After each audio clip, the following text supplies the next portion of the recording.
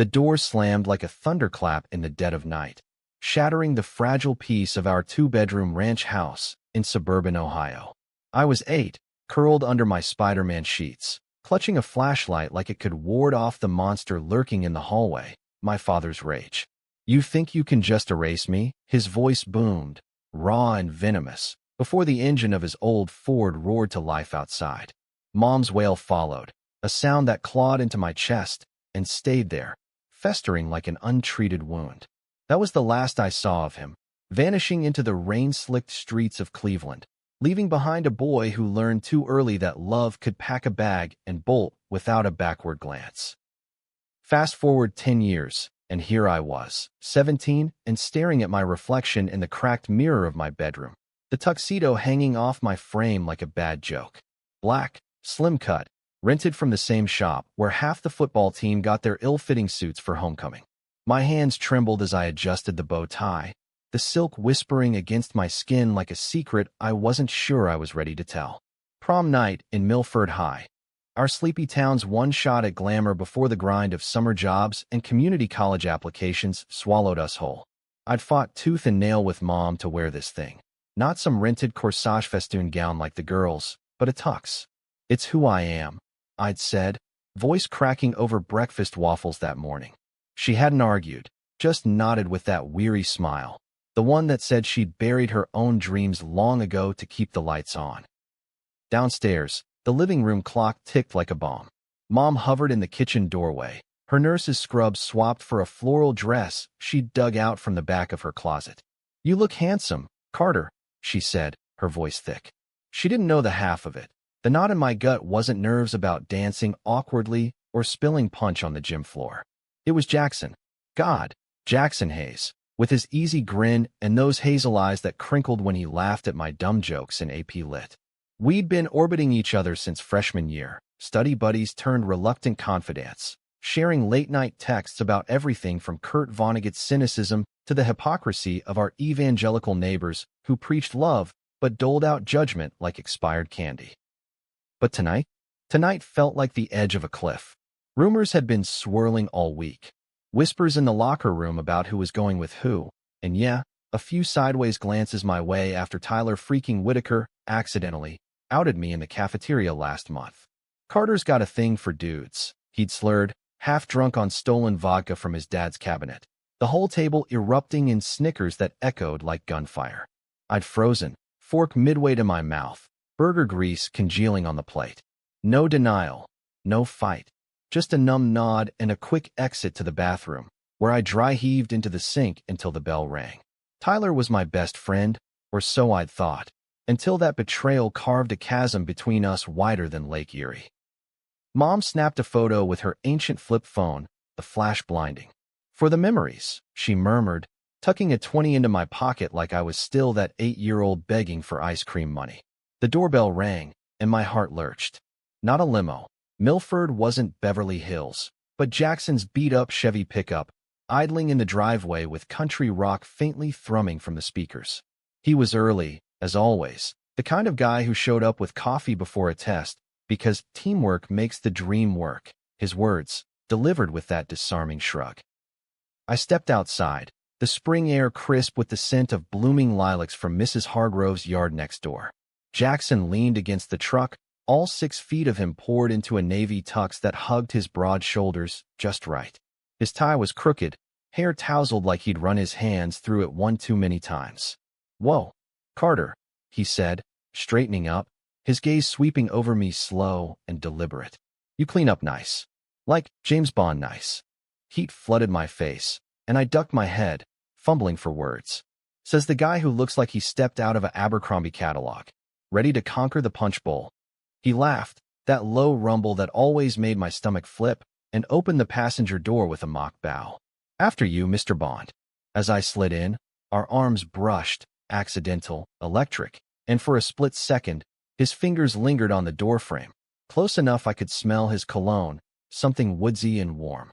The drive to the high school was a blur of small talk. Complaints about Mr. Riley's endless pop quizzes, speculation on whether Sarah Jenkins would actually show up with her on-again off-again boyfriend from the rival school in Akron. But underneath it all hummed the unspoken. The reason we'd agreed to go together, stag style. No dates, just bros supporting bros, as Jackson had texted me a week ago. Or was it more? My traitorous brain replayed every stolen glance in the hallways, every time his knee bumped mine under the desk in chem lab. The gym was a riot of blue and gold. Our school colors, streamers dangling from the rafters like limp party favors, a disco ball spinning lazy rainbows across the scuffed basketball court.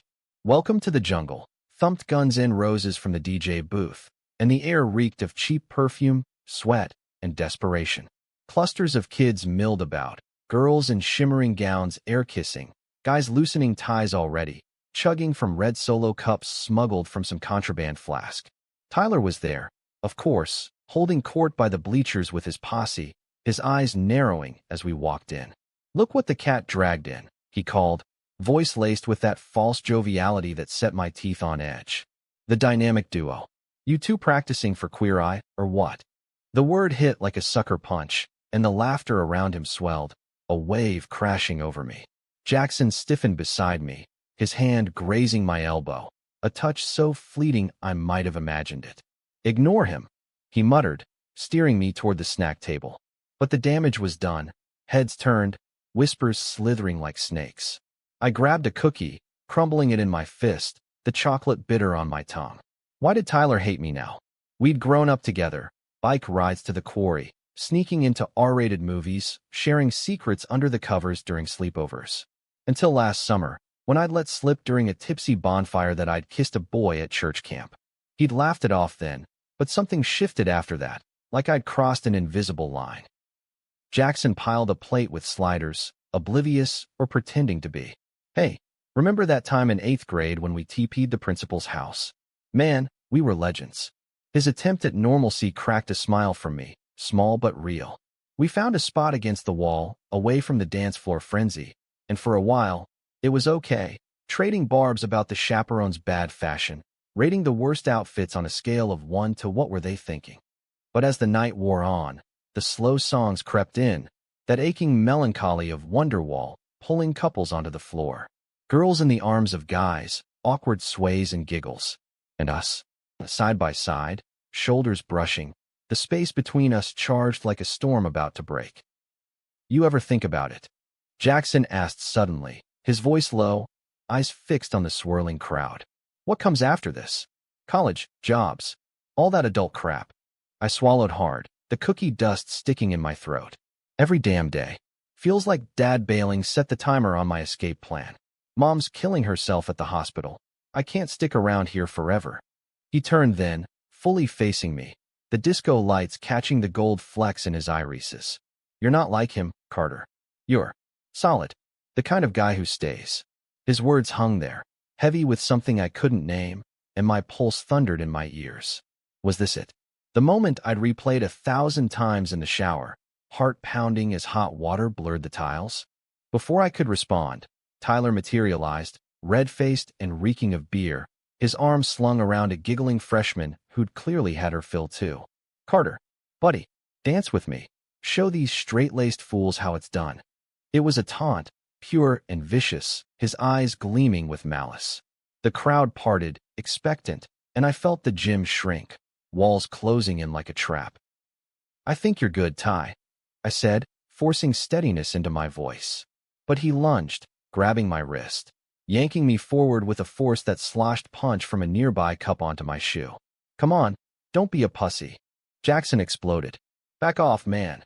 He shoved Tyler hard, the impact sending him stumbling into a folding chair that clattered like bones. The music stuttered, heads whipping our way. Tyler recovered, face twisting into a snarl. "What the hell, Hayes? Protecting your little boyfriend." The word detonated. Gasps rippled out, phones emerging like weapons. Jackson's jaw clenched, fists balled at his sides, but he didn't deny it. Didn't even flinch. Instead, he stepped between us, his back a wall against the storm. "Walk away, Tyler. Now." Tyler laughed, bitter and broken. "You two deserve each other. Freaks." He spat at our feet and stormed off, the freshman trailing bewildered in his wake. The DJ cranked the volume, as if volume could drown the wreckage, but the damage echoed louder than any bass line. I stood there, Tux rumpled, hard a war drum. Jackson turned to me, apology in his eyes, but I saw something else. Fear, raw and unguarded. Carter, don't. I cut him off, voice a whisper shout. Just, don't. I bolted for the exit, the cool night air slapping my face like judgment. Behind me, the prom raged on, a glittering cage I'd finally cracked open. But freedom? It tasted like ashes. The parking lot was a graveyard of idling cars and shadowed figures sneaking smokes behind the dumpsters, the distant thump of bass a mocking heartbeat. I leaned against the chain-link fence bordering the football field, the metal cold through my tux jacket, gulping air that smelled of diesel and crushed gravel. Tears burned my eyes, hot and furious, but I blinked them back. Crying was for 8-year-olds watching their world splinter. Tyler's words looped in my head, a venomous chant. Boyfriend, freaks, deserve each other. And Jackson, God, Jackson, standing there like a shield, his silence screaming louder than any confession. Footsteps crunched behind me, deliberate and unhurried. Carter, his voice, soft as the Ohio fog rolling in from the lake, wrapped around my name like a lifeline. I didn't turn, couldn't, my knuckles whitening on the fence links. Go back inside, I muttered. Damage control. Tell him it was a joke, or whatever straight guys do. He stopped inches away, close enough his warmth cut the chill. I'm not straight, Carter. And that wasn't a joke. The world tilted. I whipped around, searching his face in the sodium glow of the street lamps. Jaw set, eyes steady, no trace of the easygoing Jackson who'd high-five me after a killer essay grade. What? He raked a hand through his hair, the gel giving way to familiar tousles. I've been trying to tell you. For months. But every time. Your laugh in the library, the way you argue Vonnegut like it's life or death. It messed me up. Made me chicken out. My brain short-circuited, synapses firing like faulty fireworks. Jackson Hayes, quarterback hopeful, church youth group leader, the golden boy who dated Emily Hargrove for a respectable 6 months sophomore year, was, what, gay? Bi? Staring at me like I was the only star in a blackout sky. This is some prom prank, right? Tyler put you up to it. Hurt flashed across his features, quick as lightning. Do I look like I'm laughing? Look, my folks. They're old school Baptist. Love the sinner, hate the sin, and all that crap. Dad's a deacon, Mom leads the prayer chain. Coming out? It's not just me. It's them disowning me, the whole town turning into a whisper factory. He paused, voice dropping. But you? You've been out there, owning it after Tyler's bullshit. Brave as hell. Made me think maybe I could be too. Brave? I wanted to laugh, bitter and hollow. Brave was Mom working doubles, so I could afford that tux rental. Brave was faking smiles through Sunday sermons where Pastor Hale thundered about Sodom and fire. Me? I'd been surviving, one numb day at a time. The ghost of Dad's abandonment a shadow that made every risk feel like Russian roulette. Why now? I demanded, stepping closer despite myself, our breaths mingling in the space between. Why tonight, when everything's exploding? Because I couldn't watch Tyler gut you like that. Not without saying it. His hand lifted, hesitant, brushing my sleeve. Carter, I like you. More than buddies. Have since that stupid group project on Slaughterhouse-5, when you stayed up till 3 a.m. reading passages aloud in that voice of yours. My chest cracked open, vulnerability spilling out like blood from a fresh cut. Jackson, you don't get it. My dad, he didn't just leave. He found Mom's journal, the one where she wrote about suspecting I was different. Even at 8, I was stealing glances at the boys in the pool, not the girls. He flipped, called her delusional, me a disappointment waiting to happen. Packed his bags that night, screaming about how he'd rather die than raise a. I choked on the word, the slur he'd hurled like a curse. He never looked back. No calls, no cards. Just gone. And now Tyler, my brother in all but blood, twists the knife because he's scared? Or jealous? I don't know anymore. Jackson's face crumpled, empathy etching lines around his mouth.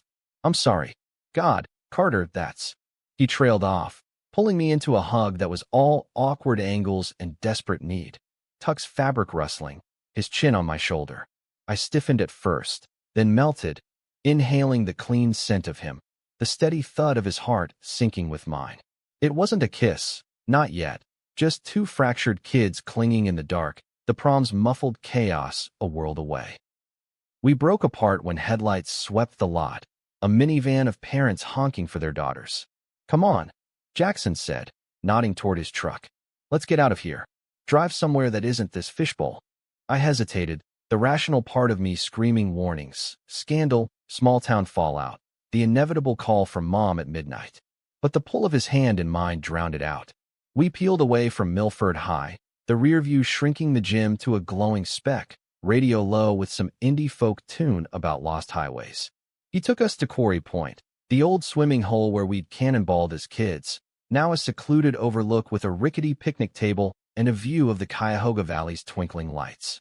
The engine ticked cool as we sat on the tailgate, legs swinging, the night air alive with crickets and distant train whistles. "Truth or dare?" Jackson asked, breaking the silence with a grin that didn't quite reach his eyes. I snorted. "Dare. Always dare." He thought for a beat.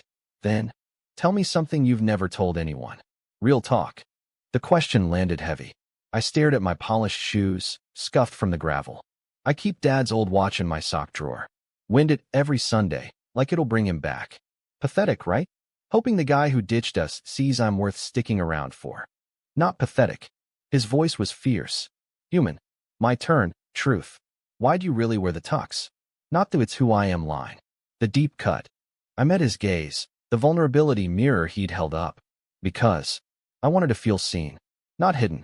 Like if I showed up as me, tux and all, maybe someone, anyone, wouldn't run. My voice cracked. "Maybe you'd see." He didn't laugh, didn't pull away. Instead, he leaned in, slow as a confession, his lips brushing mine, tentative and sweet. Fireworks without the boom, just a quiet ignition. The kiss deepened, hands finding waists, breaths tangling in the cool night, but it stayed soft, reverent, two souls testing the waters of trust. When we parted, foreheads pressed, he whispered, "I see you, Carter." Have for a while. Elation surged, sharp and dizzying, but so did the fear, the what-ifs crashing like waves. What if Tyler spread more poison? What if Jackson's parents found out, shattering his world? We talked till the stars faded, weaving dreams of road trips to California, college apps to UC Berkeley, where rainbow flags flew free. But dawn crept in, gray and unforgiving, and with it, reality. Monday morning hit like a freight train. School buzzed with weekend fallout. Texts blowing up my phone with screenshots of blurry prom pics. Captions like, "Carter plus Jackson, bromance or more." Tyler had posted them, of course, from a burner account, anonymous but obvious. Whispers dogged me in the halls. "Fag," hissed under breaths, stares that lingered too long. In English, Mr. Riley droned on about tragic heroes in The Great Gatsby, but I barely heard, my mind replaying Jackson's kiss like a forbidden reel. At lunch, Jackson slid onto the bench across from me, tray clattering. "Ignore the noise," he said, but his eyes were shadowed, a fresh bruise blooming under his sleeve. "Wait, bruise? What happened?" He shrugged, casual too casual. "Tripped in the garage. Dad's on a rampage about my grades slipping." But the lie hung there, thin as smoke. I pressed, and he cracked. He saw the posts. Went off about disgracing the family. Nothing I can't handle. My stomach nodded. This was the backlash, rippling out like stones in a pond. We should have laid low. Regret flickered. No, hiding's what got us here. He reached across, squeezing my hand under the table, a rebel spark in enemy territory. But Tyler wasn't done. After school, as I biked home, he cornered me in the alley behind the Dairy Queen, bike chain rattling like chains. "We need to talk," he growled, blocking my path, his varsity jacket zipped tight against the wind. "Talk? You mean sabotage?" I spat, adrenaline surging. "What the hell, Ty? I trusted you." He flinched, but his eyes burned. "Trusted me? With what?" "Your little secret. I covered for you for years, man. Sleepovers, changing in the locker room. And you repay me by turning Jackson, my best friend on the team." Jealousy, raw and ugly, twisted his face. So that was it. Not fear, not disgust, but envy. Of what? Us. "This isn't about repayment," I said, voice steady despite the quake inside. "It's about you being scared of what you feel. Or don't. Either way, you're poison now." He lunged, fist connecting with my jaw in a burst of stars. Controversial? Yeah, the kind of small-town violence that simmers under Sunday potlucks. I tasted blood, staggered back. Stay away from him, Tyler snarled, or I'll make sure everyone knows what a freak you really are. He pedaled off, leaving me slumped against the brick wall, the world spinning. Betrayal twice over. First the outing, now this. I spat red onto the pavement, the metallic tang a reminder. Love in Milford came with fists and fallout. That night, Mom found the swelling, iced it with frozen peas while I spun half-truths about a bike crash. She didn't buy it, her nurse's eyes sharp. This about your dad? She asked softly, dabbing arnica. Or something new? Both, I admitted, the dam breaking. I told her everything. The kiss, the whispers, Tyler's rage. She listened, tears tracking silent down her cheeks, then pulled me close. You're enough, Carter. More than enough. Don't let ghosts or bullies tell you different. Her words anchored me, but sleep evaded, dreams tangled with Dad's slammed door and Jackson's hesitant smile. By morning, the bruise bloomed purple, a badge of the war we'd ignited. And as I laced up my sneakers for another day in the trenches, I wondered, was this love worth the wreckage? Or just another abandonment waiting to happen? The week blurred into a gauntlet of avoidance and stolen moments. Jackson and I navigating Milford High like fugitives, notes passed in trig class. Meet at locker 247 after. Glances held a beat too long in the cafeteria line.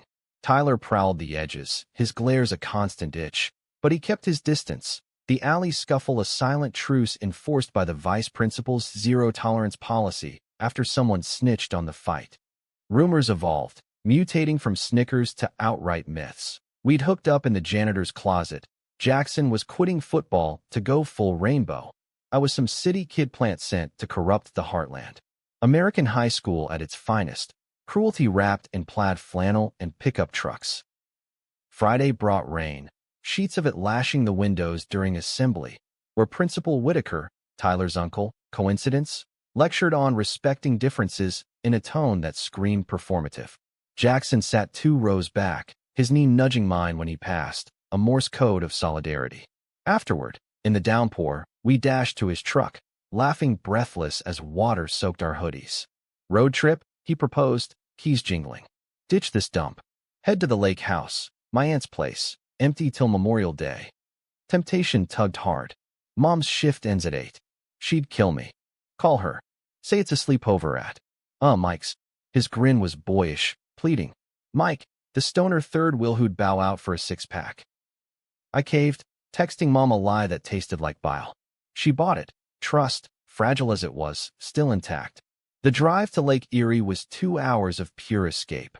Windows down, rain misting our faces, playlist heavy on the Lumineers and Vance Joy, songs about chasing horizons. Jackson confessed more on that ribbon of wet asphalt. His first crush on a summer camp counselor at 12, the shame that followed like a shadow, prayers begged in the dead of night for God to fix him. Feels like betraying everything, he said, voice cracking over the wiper's swish. But you're the first thing that feels right. My own scars spilled out, Dad's absence a black hole, sucking in every relationship attempt. Awkward crushes on faceless boys in Cleveland's underground forums, deleted messages trembling on my phone. I built walls, I admitted, higher than the ones at the quarry. Safer that way. He reached over, lacing fingers with mine over the gear shift. Then let's climb M together. The lake house was a weathered A-frame on a spit of sand, waves whispering against the shore like old secrets. No cell service, just creaky floorboards and a stone fireplace we coaxed to life with logs from the porch. We cooked hot dogs over the flames, charring them black and laughing at the mess, the simplicity a balm on raw nerves. Curled on the sagging couch under a quilt stitched by Jackson's grandma, we talked till words ran dry. Dreams of art school for me, sketches hidden in my closet, figures intertwined in charcoal, journalism for him, exposing small-town hypocrisies, starting with Milford's underbelly.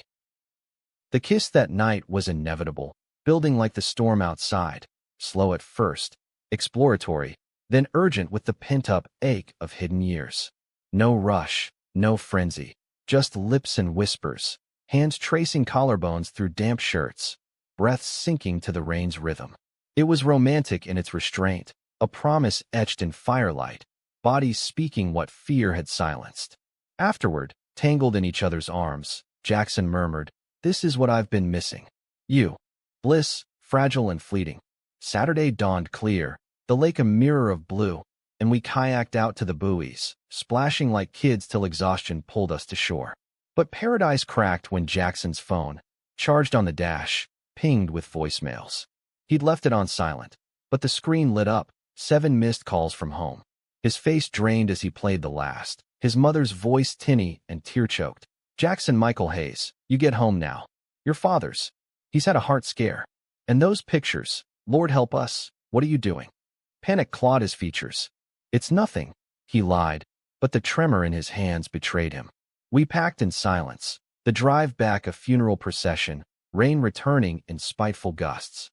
Milford loomed like a judge, and at the edge of town, Jackson pulled over at a gas station, neon buzzing, open 24/7, like a bad omen. "I have to face it," he said, gripping the wheel white-knuckled. "But after, we'll figure us out." I nodded, throat tight. "Call me. Anytime." He dropped me blocks from home. Discretion, the coward's cloak, and I walked the rest, mud sucking at my sneakers, heart leaden. Mom was waiting, arms crossed, the sleepover lie exposed by a neighbor's gossip vine. "Carter James, what in God's name?" No anger, just exhaustion, her eyes red-rimmed. I collapsed onto the kitchen stool, the dam bursting, the lake, the kisses, the looming storm. She sighed, brewing tea with shaking hands. "Your father, he loved you, in his broken way. But fear's a hell of a drug. Don't let it rob you of this." Her hug was fierce, a mother's armor. "Just be smart. And safe." Sunday service was a minefield. Pastor Hale's sermon on wandering sheep, landing like veiled arrows, congregant stares pricking my skin. Jackson wasn't there, his pew empty, a void that echoed. Texts went unread, calls straight to voicemail. By afternoon, dread coiled tight. I biked to his house, a colonial split level on Elm Street, the lawn manicured as judgment.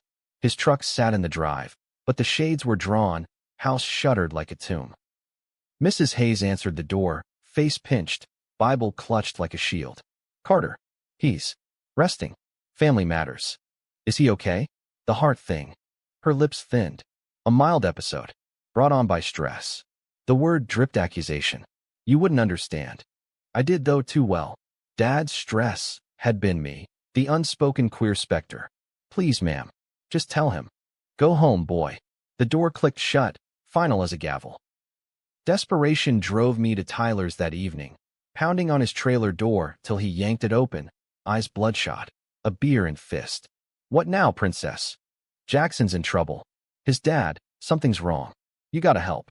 He barked a laugh, cruel and canned. "Me? After you stole him?" "Nah. Besides, I heard Hayes Sr. caught wind of your Little Lake getaway. Grounded him till kingdom come, maybe shipped off to conversion camp in Toledo." The words landed like a gut punch. Conversion camp, those hellholes disguised as prayer retreats, stories of electroshock and shame whispered in online forums. "You knew? And you didn't. Save it." He slammed the door, but not before I saw the crack, the flicker of regret in his eyes. Jealousy had twisted him, but beneath? A boy scared of his own reflection, maybe crushing on the same golden boy, lashing out to bury it. Monday, Jackson returned, a ghost in the halls, dark circles under his eyes, uniform hanging looser, like grief had whittled him down. We collided at my locker, his whisper frantic. "They found my journal. The one with us. Dad's talking military school. Out of state." Horror iced my veins. "Fight it. Please." "I am." His hand brushed mine, hidden by the door. "But if I go, promise you'll wait? Or at least, don't forget this." Tears stung. "Never." But as he walked away, shoulders bowed, the hallway stretched endless, a chasm widening with every step. That night, the misunderstanding detonated. A package arrived, no return address, just a manila envelope stuffed with printouts, screenshots of my anonymous forum post from years back, juvenile confessions of confusion, paired with Jackson's lake house pics Tyler must have photoshopped into something damning. A note in block letters. "Keep away or everyone sees. Your dad was right to run. Dad? How? The only one who'd known those depths was Mom. No, impossible. But doubt festered, a poison seed. I confronted her at dawn, envelope trembling in my hands. Did you tell him? After he left? Her face shattered. Carter, no. I burned that journal. To protect you. But her eyes darted, guilt's tell. I wrote him last year. Begged him to come back, for you. Mentioned you were struggling, but not. Struggling. Rage boiled over. You outed me to the man who called me a monster? It was desperation, she cried, tears streaming. I thought he'd changed. He replied once, said he was sorry, in therapy. But then nothing. Betrayal, layered and lacerating. I stormed out, the house a prison of half-truths. School was a blur. Jackson avoided me, whispers of his breakdown swirling. Tyler smirked from afar, the puppet master revealed. By lunch, isolation clawed. Friends drifted, teachers' pity palpable. I texted Jackson, we need to talk. Truth's out. His reply, can't. They're sending me away tomorrow. I'm sorry. I love you. Love. The word, dropped like a grenade, exploded everything.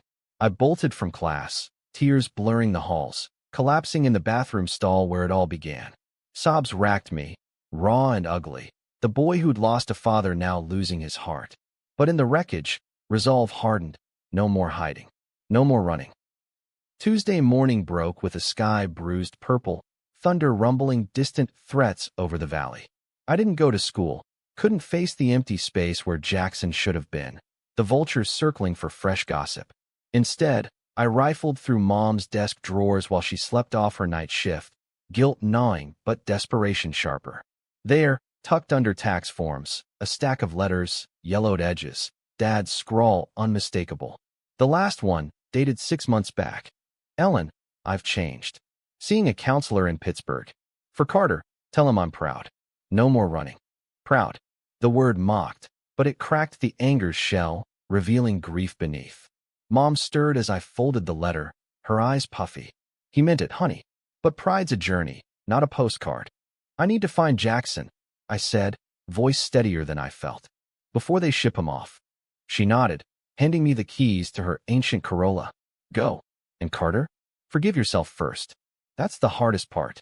The drive to the haze was a gauntlet of memories. Past the quarry where we'd skipped stones, the Dairy Queen of alley ambushes. Jackson's truck was gone, but his bedroom window gaped open, curtains billowing like a flag of surrender. I scaled the trellis, heart hammering, thorns snagging my jeans. Inside, chaos. Duffel half-packed, Vonnegut paperbacks strewn like casualties, a photo of us from prom. Grainy, stolen, tacked to the corkboard, my smile frozen in time. He burst from the closet, eyes wild. Carter? What the get out? If Dad sees. I grabbed his arms, grounding us both. No, we're ending this on our terms. Words tumbled. The letters, Mom's confession, Tyler's sabotage. It's all connected. Fear, hiding. But us? That's real. His face crumpled, the dam breaking. They found the journal because Tyler tipped them off. Snuck in during practice, planted those pics. Said he was saving me from you. Disgust twisted his mouth. My own best friend. Ex-best, I corrected, fierce. And your folks? The camp. Bluff. Dad's heart was stress. Yeah, but Mom talked him down. Military school's still on the table, but I told them. Everything. He sank onto the bed, head in hands. Screamed it in the kitchen last night. I'm gay, and I love Carter. They cried, prayed, but didn't kick me out. Not yet. Relief crashed over me, tidal and trembling. You. What? He looked up, hazel eyes shimmering. I choose us. Screw the fallout. His hand found mine, pulling me down beside him. But Tyler, he's spiraling. Confessed to my dad he likes me too. That's why the hate. Misdirected everything. The puzzle clicked. Tyler's rage, a mirror to our own hidden wars. Empathy flickered, unwanted but real. He needs help. Not a villain. Jackson nodded, weary. Yeah, but first, you and me. We talked for hours, the room a sanctuary as tires crunched outside, his parents home early. No kisses then, just foreheads pressed, plans sketched on notebook paper. Joint applications to Ohio State, a shared apartment off campus, slow comes-outs to build bridges, not burn them. Humanistic, right? Jackson joked, voice thick. Not fairy tale, but real. His mom called up then, voice tentative. Jackson? Company. He squeezed my hand. Yeah, Mom. Carter's here. The confrontation downstairs was electric. Mr. Hayes, burly in his deacon's flannel, face thunderous. Mrs. Hayes wringing her apron, Bible forgotten on the counter. Son, his dad rumbled, this lifestyle. It's not a lifestyle. Jackson cut in, standing tall. It's me. And Carter's family. I braced, but Mr. Hayes deflated, rubbing his chest where the heart scare lingered. We prayed for guidance. The Bible says love your neighbor. Maybe that starts at home. It wasn't absolution. Questions loomed, therapy suggested, boundaries drawn, but it was a door cracked open, light seeping through. Mrs. Hayes pulled me aside later, her hug surprising. He speaks of you like sunlight, Carter. Thank you for that. Outside, dusk painted the street gold, and we walked to the park, hands brushing free of shadows. Tyler was there, on the swings, chain smoking, eyes hollow. He spotted us, froze, fight or flight etched in his slouch. Ty, Jackson said, voice even. We know. He stubbed the cig, grinding it under his boot. I screwed up. Bad. Tears tracked dirty paths down his face. Liked you since forever, man. Seeing you with him. Broke something. Jackson knelt, eye level. You could have talked. Instead, you torched everything. I know. Tyler's voice cracked. Sorry doesn't cut it. But, can we fix it? Not like before, but something. I stepped forward, bruise on my jaw a faint echo. Start with truth. No more secrets. He nodded, tentative olive branch. Deal. And Carter, about your dad. I found his email in an old chain. Sent those printouts to scare you off. Thought it'd push Jackson my way. The revelation stung, but understanding softened it. Tyler's chaos, a cry for help in a town that silenced boys like us. Therapy, I said. All of us. Together. Weeks blurred into tentative healing. Group sessions at the community center, awkward at first. Jackson's folks quoting Corinthians, Mom sharing Dad's letters, Tyler fumbling apologies. Dad himself called one rainy afternoon, voice gravelly over the line. Carter, son. I was wrong. Scared kid in a man's body. Can I visit? Forgive, but verify, Mom advised, and I did. Coffee at a neutral diner, his eyes wet as he gripped my hand. Proud of the man you're becoming. No eraser for the years lost, but a bridge, rickety but real. Prom faded to memory, but its spark endured. Graduation came in a whirl of caps and gowns, me in a borrowed tux again, Jackson beside, our names called side by side. Tyler clapped loudest, his grin genuine, a work in progress. College loomed, dorms and dreams, but we carved space for weekend drives, hands intertwined over console shifters. One night, under the same quarry stars, Jackson turned to me, ring box simple in his palm. Not proposal, not yet, but promise. Years from now, when life's kicked us around, remember this. I chose you. Every time. I slipped it on, silver band cool against skin. And you. No more running. The road ahead twisted, America's heartland, with its prejudices and pockets of grace. But we drove it together, two boys in tuxes who'd found love not in grand gestures, but in the quiet courage of staying. Dad's ghost lingered, a reminder, abandonment wasn't fate, but choice. And ours? To build, brick by aching brick, a world where hearts like ours beat free. In the end, it wasn't happily ever after. No tidy bows on Milford's messes. Tyler transferred schools, chasing baseball scholarships and self-forgiveness.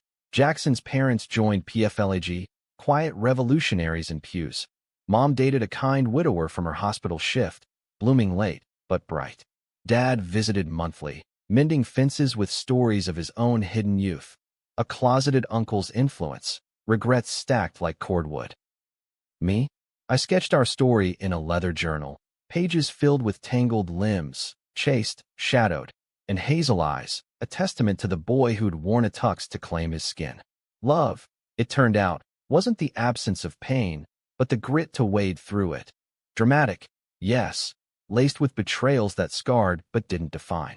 Humanistic to the core, flawed folks fumbling toward light, in the red, white, and blue sprawl of a country that bent, slowly, to include us. And Jackson? He was the plot twist I never saw coming, the love I never knew, wrapped in navy wool and a crooked tie, waiting just beyond the slammed door.